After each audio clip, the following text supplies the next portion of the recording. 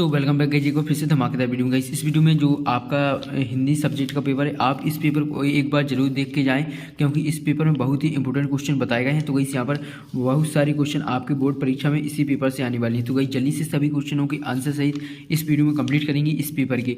तो गाइस आप जल्दी से अभी फटाफट वीडियो को लाइक कर दीजिए एंड चैनल को सब्सक्राइब कर लीजिए, क्योंकि आपकी इस वीडियो में जो है सभी क्वेश्चनों के आंसर इसी वीडियो में बताए जाएंगे। चलिए यहाँ पर क्वेश्चन नंबर 1 से आपके सभी क्वेश्चनों के आंसर आपको प्रोवाइड करा दी जाए और जल्दी से आप इसे याद करके जाइए पेपर में। तो गाइस पूरे क्वेश्चन आप पे बन जाएंगे पेपर के। चलिए यहाँ पर देख लीजिए, सेट ए का पेपर है, यहाँ पर रोल नंबर भरना है। यहाँ पर आपके टोटल क्वेश्चन जो है 23 है, टोटल प्रिंटेड पेपर जो है 8 है। यहाँ पर जे 501 आपके हिंदी सब्जेक्ट का कोड रहने वाला है। यहाँ पर ए रहा आपका सीरियल नंबर, तो कोई जल्दी से मिला लीजिए। चलिए अब आपका निर्देश वगैरह यहाँ पर देख लीजिए, पूर्णांक 75 नंबर का निर्देश है। यहाँ पर सभी प्रश्नों के उत्तर लिखिए। यहाँ पर क्रमांक 1 से 5 तक वस्तुनिष्ठ प्रश्न है और दूसरा यहाँ पर तीसरा दिया हुआ 6 से 17 तक अतिलघु उत्तरीय प्रश्न है, जिसकी शब्द सीमा लगभग 30 शब्द की होती है।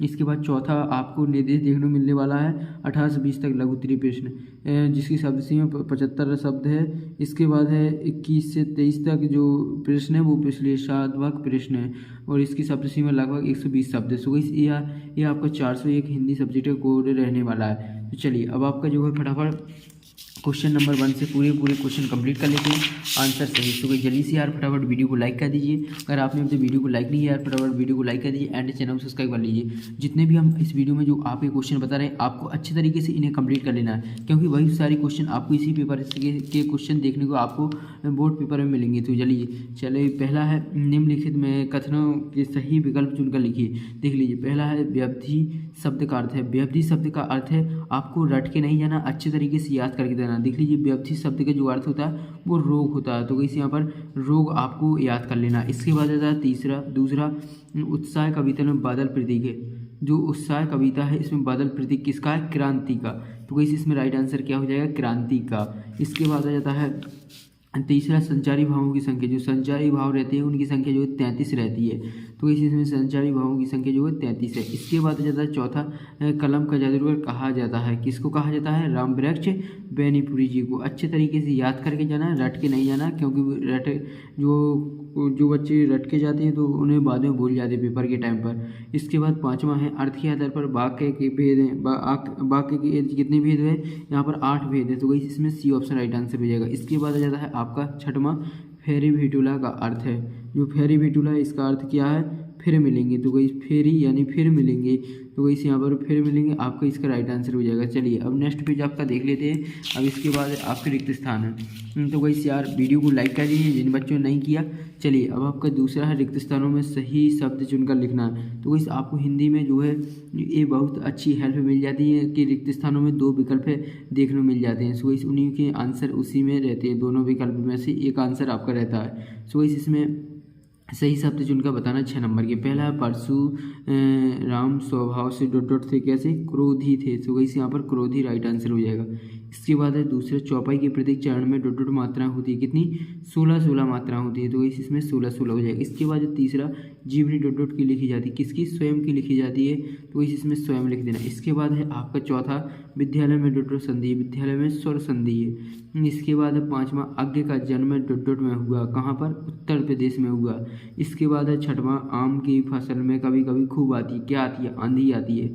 तो वैसे आपके रिक्त स्थानों के अच्छे तरीके से स्क्रीनशॉट ले लीजिए, अच्छे तरीके से याद कर लेना है, क्योंकि बहुत सारे हमने बता दिया आपको इसी पेपर से जो है क्वेश्चन देखने को मिलने वाले आपके बोर्ड एग्जाम के पेपर में। तो वही जल्दी से, अभी आपके पास टाइम बहुत कम बचा है, तो जल्दी से अच्छे तरीके से याद करना है। ज़्यादा जो है आपको जो याद हो चुका है उसे ही याद करना है अच्छे तरीके से। देख लीजिए यहाँ पर क्वेश्चन 3 है, सही जोड़ी बनाकर लिखिए। यहाँ पर 6 नंबर की सही जोड़ी है, तो वैसे यहाँ पर चलिए आपकी सही जोड़ियाँ मिला लेते। पहला आत्मकथा का हो जाएगा जयशंकर प्रसाद, दूसरा हो जाएगा कामायनी का महाकाव्य, तीसरा यदा कदा का हो जाएगा शैलेंद्र भटियानी।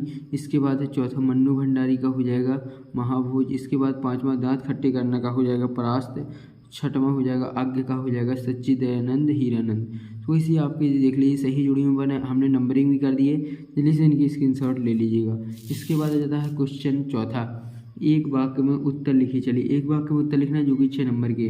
पहला है आपका सूर सारावली के कवि का नाम क्या है। तो इस इनके जो सूर सारावली के कवि का नाम जो है सूरदास है, तो इसमें सूरदास लिख देना। दूसरा आ जाएगा गढ़ों की कुल संख्या लिखिए। तो गढ़ों की जो संख्या होती है वो 8 होती है, तो इसमें राइट आंसर क्या हो जाएगा, 8 हो जाएगा। इसके बाद तीसरा रिपोर्टाज किस भाषा का शब्द है, किस भाषा का, फ्रांसी, तो इस यहाँ पर फ्रांसी हो जाएगा। इसके बाद चौथा संस्कृति पाठ किस विधा का है। तो संस्कृति जो पाठ की विधा है वो निबंध है, तो इसमें निबंध लिख लेना। इसके बाद है पांचवा प्रतिदिन में कौन सा समास है।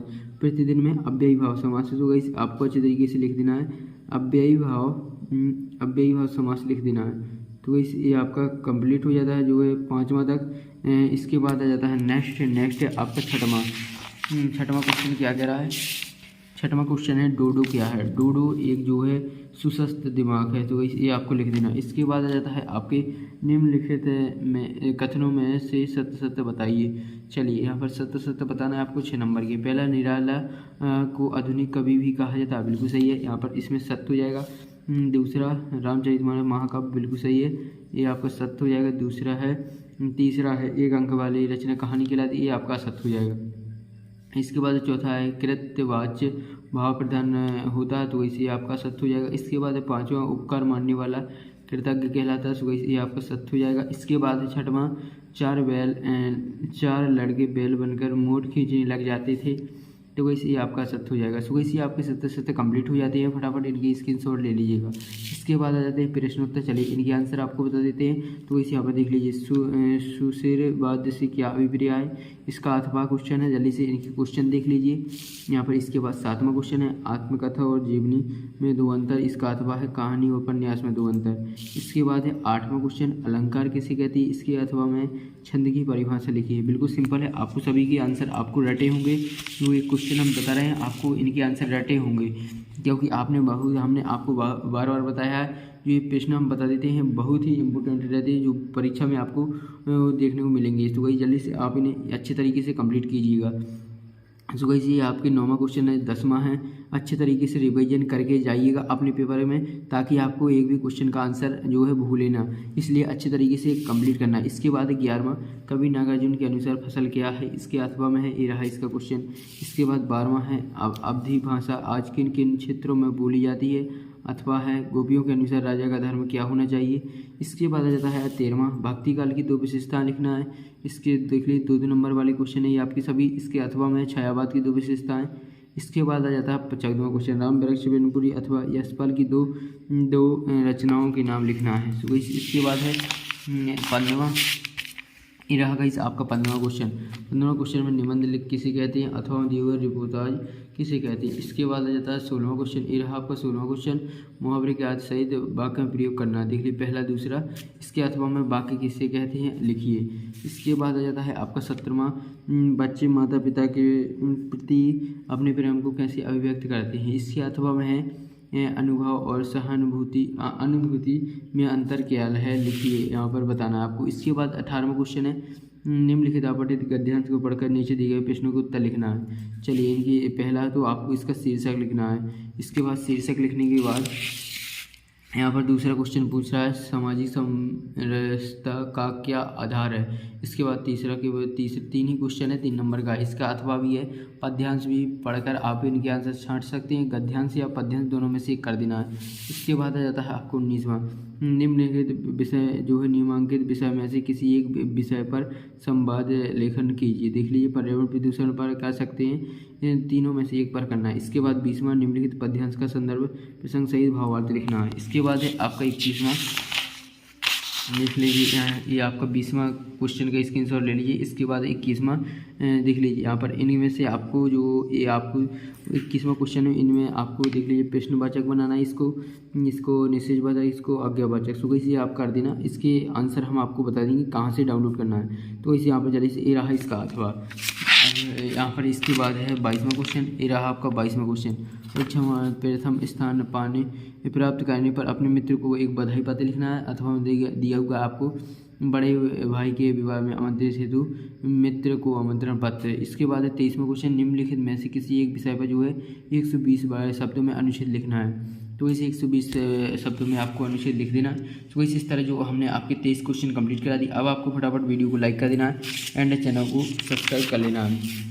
जितने भी हमने क्वेश्चन बता दिए आपको पूरे अच्छे तरीके से याद कर लेना, और इनके जो क्वेश्चन है प्रश्नों के उत्तर हमने टेलीग्राम चैनल पर डाल दिए, सभी के आंसर सही। चलिए इसे आप अच्छे तरीके से रट लीजिएगा। तो इस मिलते हैं नेक्स्ट वीडियो में।